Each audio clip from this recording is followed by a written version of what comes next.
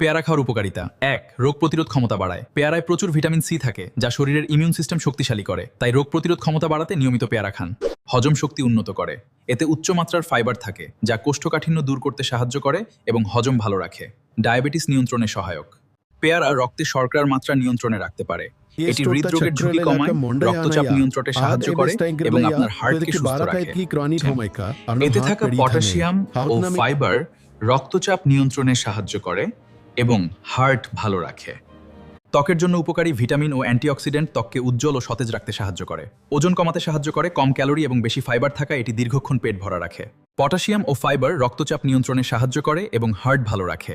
Vitamin A চোখের জন্য উপকারী, যা দৃষ্টিশক্তি ভালো রাখতে সাহায্য করে। পেয়ারা খাওয়ার ক্ষতিকর দিক: বেশি খেলে পেটের সমস্যা হতে পারে। পেয়ারা শক্ত হওয়ায় দাঁতে সমস্যা হতে পারে। যদিও পেয়ারা উপকারী, কিন্তু বেশি খেলে রক্তে শর্করা বাড়তে পারে, তাই পরিমাণ বুঝে খাওয়া জরুরি। চোর ঠান্ডা কাশি বাড়াতে পারে, অনেকে মনে করেন। চোট্ট ঠান্ডা কাশি বাড়াতে পারে, অনেকে মনে করেন কাঁচা বা বেশি পেয়ারা খেলে ঠান্ডা বা গলার সমস্যা বাড়তে পারে। 5. বীজ হজমে সমস্যা করতে পারে।